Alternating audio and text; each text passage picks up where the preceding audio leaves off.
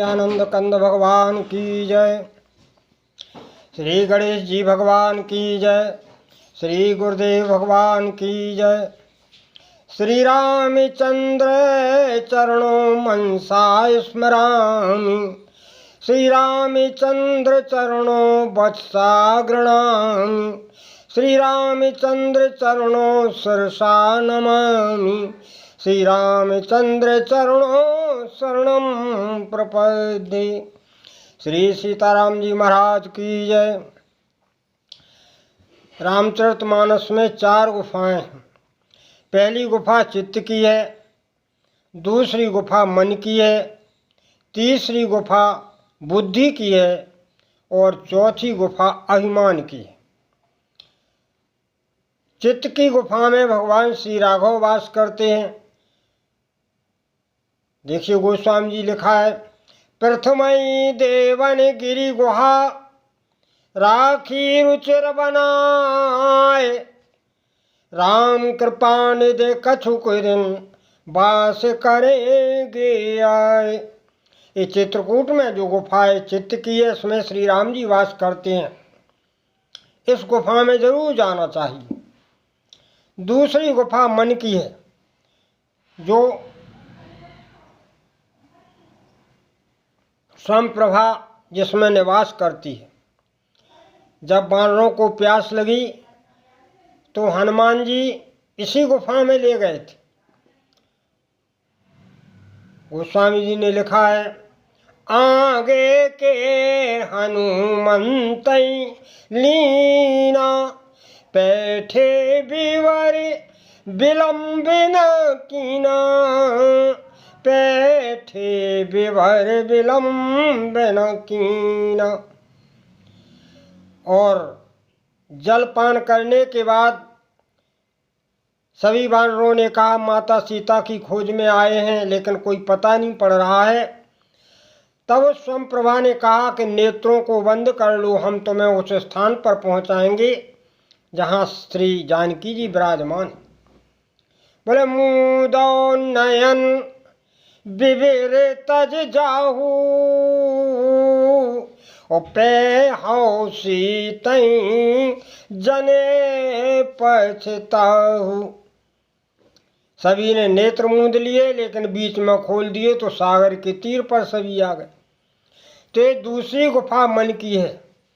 भगवान को प्राप्त करने के लिए नेत्रों को बंद करके अंतःकरण की ओर जाना पड़ेगा, तभी परमात्मा का अनुभव हो सकता है। इसमें भी जाना चाहिए।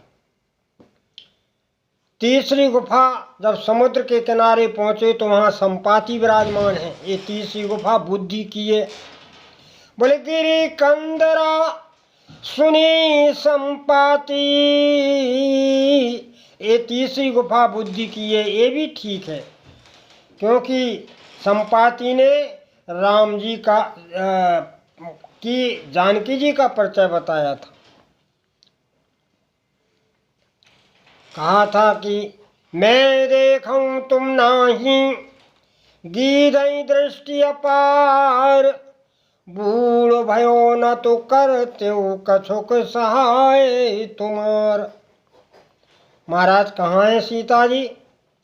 बोले गिर त्रिकूट ऊपर बसी लंका। तह रहे रावण सहज असंका। लंका में अशोक वृक्ष के नीचे श्री सीता जी विराजमान है। अब जा वही पाएगा जो 100 लंबे समुद्र को लांघ जाएगा। इस तरह ये बुद्धि की गुफा है, इसमें ही प्रवेश करना चाहिए, क्योंकि बुद्धि के माध्यम से ही परमात्मा की प्राप्ति हो जाती है। अब चौथी गुफा आती है जिसमें कभी प्रवेश नहीं करना चाहिए, क्योंकि ये अभिमान की गुफा है और इसमें जो भी एक बार प्रवेश कर जाता है फिर उसका आसानी से निकलना संभव नहीं होता।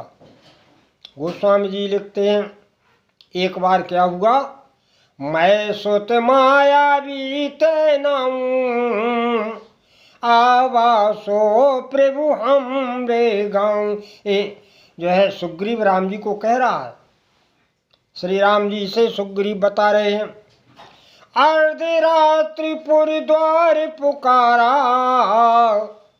ओ बाली रिपुबल से न पार, सुग्रीवर गुहा पेठ सो जाई, तब बाली मुझे कहाँ बुझाई। महाराज वो राक्षस उस गुफा में प्रवेश कर गया, बाली भी पीछे से इसी में प्रवेश कर जाता है और हमसे बोला कि मां से दिवस परख से मोह एक पखवारा, नहीं आवो तब जाने सुमारा। हमें एक पखवाड़े तक देखना, नहीं आया तो भाग जाना, समझ लेना तुम्हारा भाई मर चुका है। तो ये जो चौथी गुफा है ये अभिमान की गुफा है, इसमें प्रवेश कभी नहीं करना चाहिए, क्योंकि अभिमान जीव को पतन का कारण बनाता है। अब बाली सोचता था कि हम तो इंद्र के पुत्र हैं, हम तो पुण्यात्मा हैं और जीवन में हमारे जीवन में सत्कर्म है, तो हमें ईश्वर से क्या लेना देना है। बस यही जीव की भूल है, क्योंकि यदि मनुष्य के जीवन में सत्कर्म और पुण्य के साथ ईश्वर का आश्रय नहीं होगा तो वह अभिमानी हो जाए। यही भूल बाली करता है, क्योंकि ईश्वर का आश्रय न होने पर वो अपनी क्षमता और पुरुषार्थ मान का अहंकारी हो गया।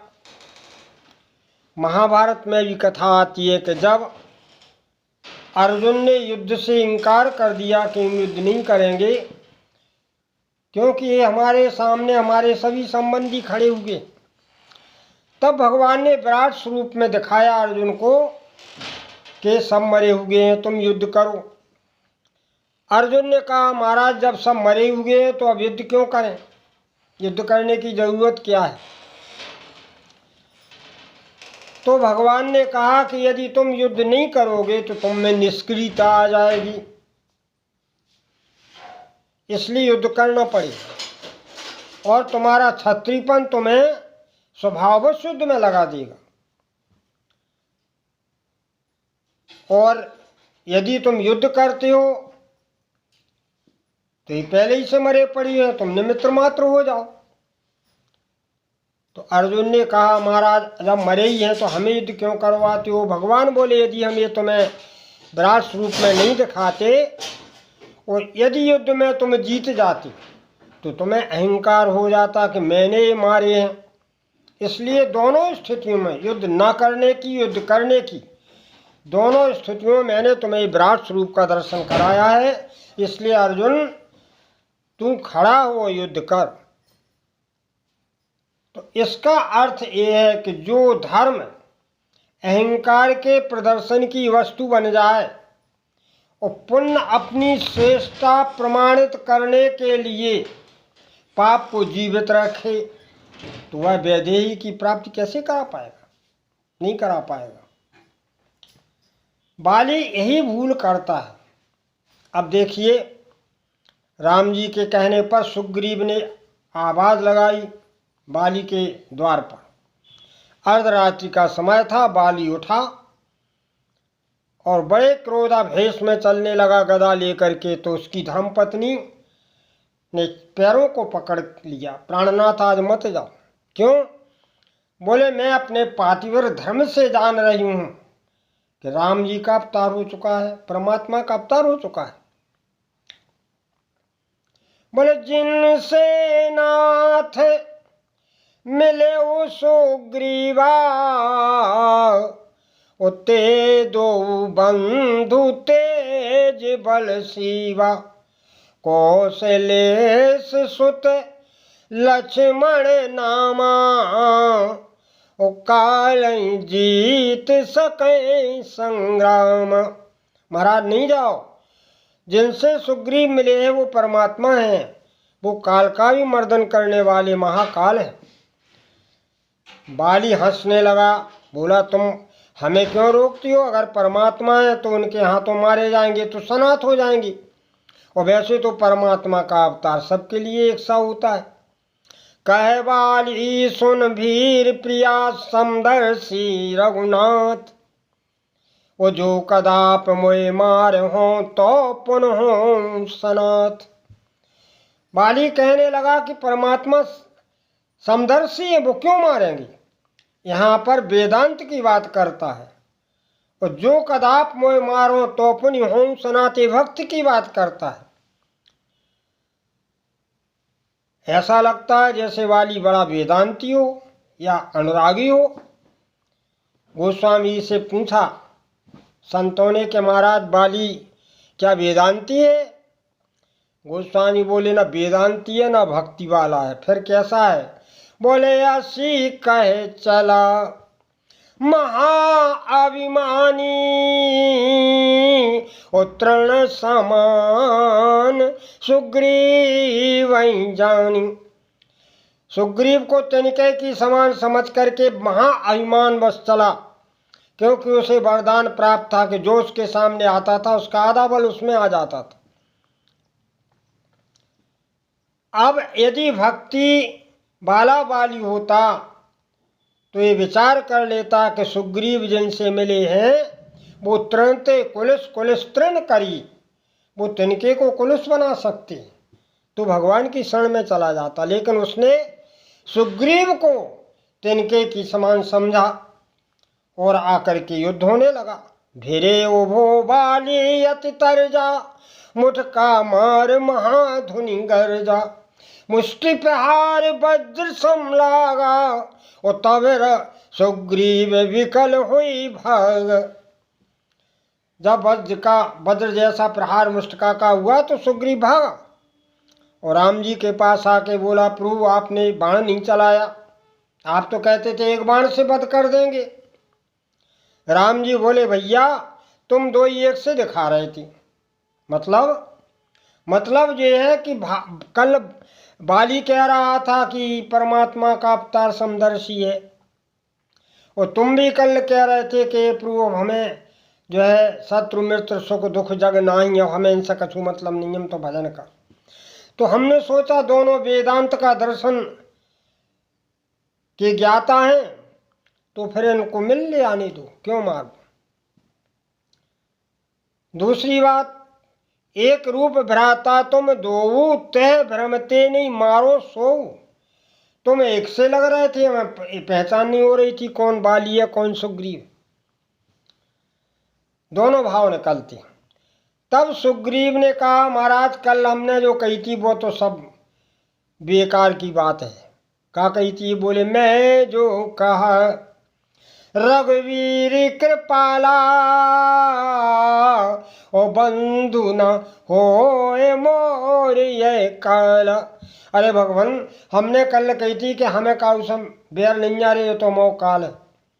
भगवान बोले अगर ये काल है तो हम महाकाल है, पुनः जाओ।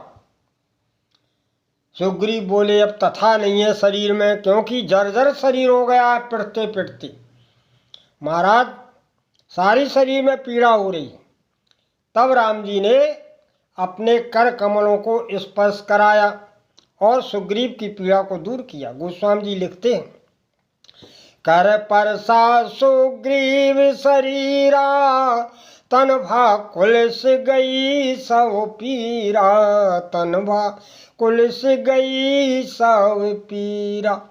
सारी पीड़ा दूर हो गई। और पुन पठया बल दे विशाला, और बड़ी विशाल जो है शरीर में ताकत दे दी। अब तो एक माला भी पहना दी राम जी ने, मेली कंठ सुमन की माला, और पुनः पठया बल दे विशाला। राम जी ने पुनः भेजा। सुग्रीव ने फिर आके गर्जना की और बाली पुनः आता है और युद्ध होने लगा।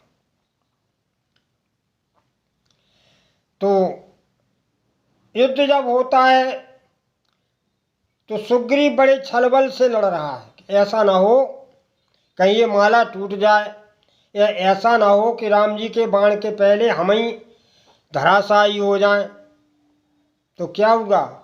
बहुत छल बल सो ग्रीव कर।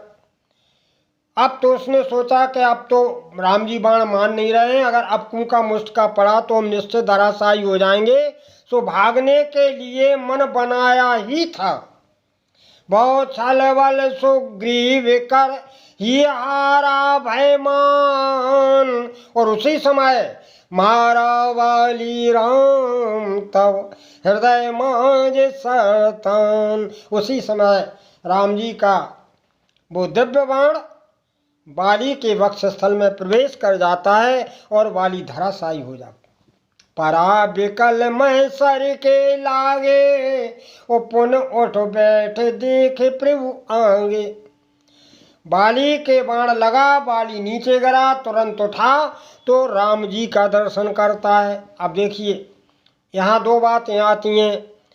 वो स्वयं कहता है कि आपने ओट में क्यों नहीं मारा, और जब उठ के देखता है तो राम जी सामने खड़े हैं। अगर ओट में मारते तो राम जी सामने कहाँ से आ जाते, और किस वेश में देखा? श्याम गात सिर जटा बनाए, और अरुण नयन सर पे चढ़ाए। प्रतंचना चढ़ी हुई है, बाण छूट चुका है, ये लाल लाल नेत्र हैं, सुंदर जटाएं बनी हुई हैं। भगवान का ऐसा दिव्य भेष देख करके वाली पहले तो दर्शन करता है। तो इससे सिद्ध होता है कि राम जी ने सामने ही मारा। हाथ जोड़ करके वाली कहता है, हे भगवान एक बात बताओ, धर्म है तो अवतरे गोसाई, मारा मोह व्याध की नाई। वो कहता व्याध की तरह क्यों मार दिया मुझे? अब व्याध छिप के मारा जाता है, तो मानो बाली कहता है कि तुमने छिप के मारा। और मानस में भी आता है, बिटप ओट देखें रघुराई, तब नाना विध भई लड़ाई। बिटप ओट देखें रघुराई। तो संतों के भाव हैं। कोई संत कहते हैं बिटप की ओट में राम जी ने बाण मारा, कोई संत कहते हैं कि सामने से राम जी ने बाण मारा, क्योंकि जब उसने दर्शन किया तो राम जी को प्रतंचा चढ़ी हुई देखा। अब जब उसने प्रश्न किया कि मैं बैरी सुग्रीव प्यारा, ओ कारण कवन नाथ क्यों मारा। हमें भगवान मारने का हेतु क्या है, कारण क्या है? हम तो दोनों भाई भाई थे, लड़ते थे, एक हो जाते, आपने क्यों मारा? राम जी ने कहा भैया तुमने एक अपराध किया है। कौन सा अपराध किया? बोले अनुजे भजू भगिनी सुत नारी, और सुन 60 सम कन्या ए चारी।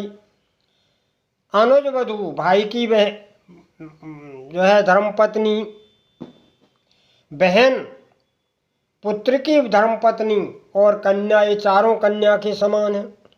इन्हीं को दृष्टि बिलोक जोई, उताय बधे कछु पाप न होई। बोले इनको जो कुदृष्ट से बिलोकता है उसका वध करने में कोई पाप नहीं है। और सुग्रीव ने बताया था कि महाराज मौसम हल्लो रिपसम हुए मारा अति भारी, और हर लीने से सर्वस अरुणारी, मेरी स्त्री भी हरण कर ली महाराज, मेरी धर्मपत्नी को भी रख लिया। तो राम जी ने कहा ये तुमने अपराध किया, इसीलिए हमने बाण मारा, क्योंकि मैं जंगल का राजा हूँ, और राजा का धर्म है कि अपराधी को दंड देना चाहिए। सुग्रीव बाली हाथ जोड़ के बोला भगवान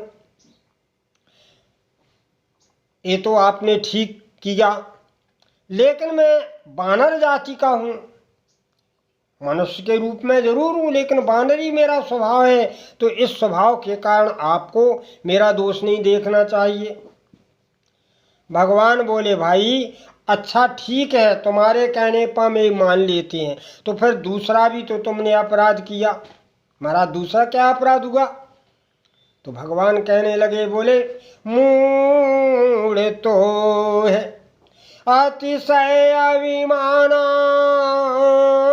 ओ नारी सिखावन करसी न काना।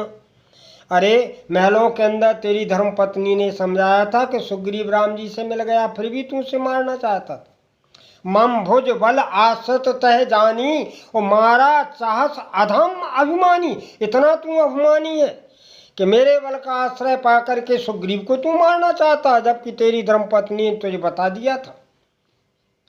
तो यहाँ पर देखो भगवान ने बिना कानों की बात सुनी, क्यों राम जी तो मैदान में है, रण क्षेत्र में है, और महलों के अंदर बात हो रही है।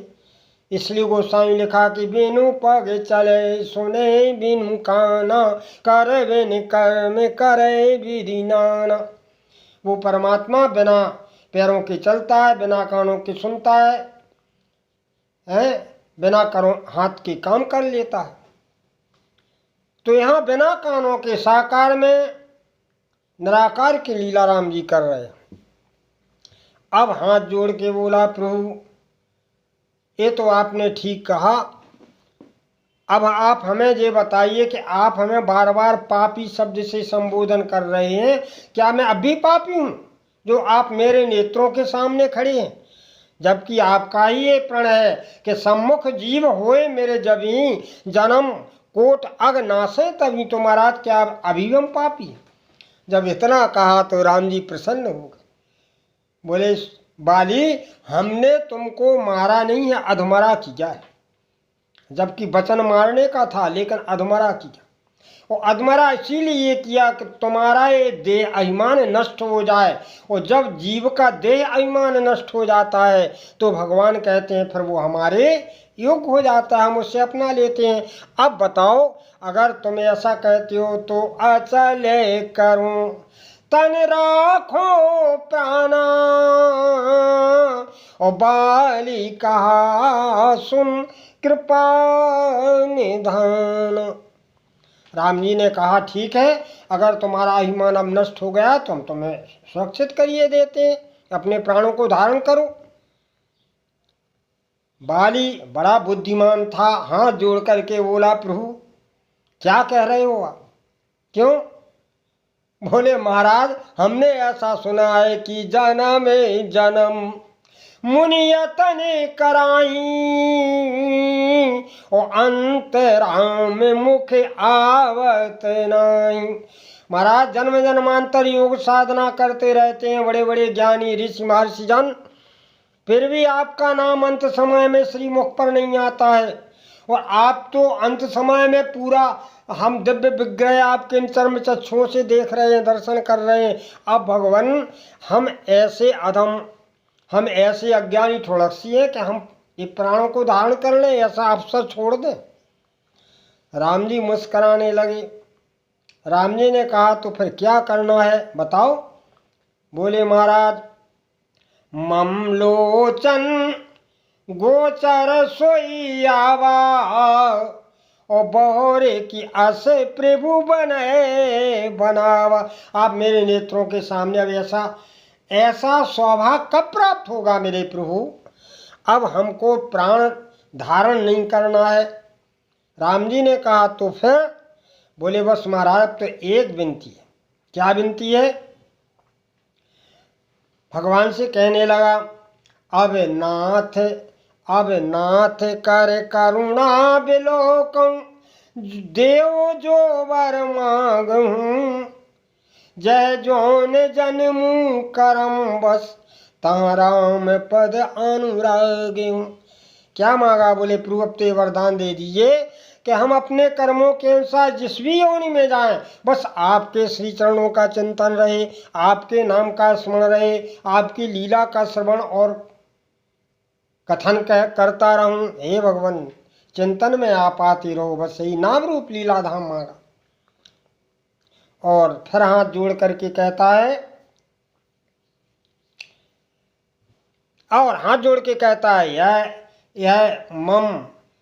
यह सम विनय मम कल्याण प्रद प्रभु लीजिए, कल्याण प्रद प्रभु लीजिए, यह तनय मम सम विनय कल्याण प्रद प्रभु लीजिए जय गह बाएं सुर नर नाय अंगद दास आपन कीजिए। हे भगवान, ये हमारा पुत्र है, इसकी आप बाहें पकड़ लो। तो राम जी को अपने पुत्र की बाहें पकड़ा दी, और जिसने भगवान की को अपने हस्तकमल पकड़ा देता है, भगवान की जो शरण में चला, या भगवान जिसको पकड़ लेते हैं, फिर उसका तो उद्धार हो ही जाता है। क्योंकि राम जी जिसे पकड़े, पर राम जी तो छोड़ते नहीं। जीव पकड़े तो जीव तो छोड़ सकता है, लेकिन परमात्मा यदि किसी को पकड़ ले तो फिर उसका तो उद्धार निश्चित ही है। इस तरह बाली बड़ा ज्ञानी भी था। उसने अपने पुत्र को भगवान के इसी चरणों में सौंप करके और भगवान का चिंतन करते हुए अपने प्राणों को ऐसे छोड़ा जैसे मतवाला हाथी के गले से फूलों की माला निकल जाए, उसे भान ही नहीं रहता। राम चरण दृढ़ प्रीत कर बालकीन तन त्याग सुमन माल जिम कंठ ते गिरै न जान नाग। ऐसे जो है प्राणों का विसर्जन कर दिया। सज्जनों, जन्मते मरते में बड़ा कष्ट होता है, जन्मत मरत असह्य दुख होई, लेकिन जो भगवान के आश्रय हो जाते हैं, जो सत्कर्म का अपने जीवन में अपना लेते हैं, उन्हें जन्म और मृत्यु के समय कोई कष्ट नहीं होता। ये भगवान की कृपा का फल है। इसी के साथ वाणी का विराम है। बोलिए आनंद कंद भगवान की जय।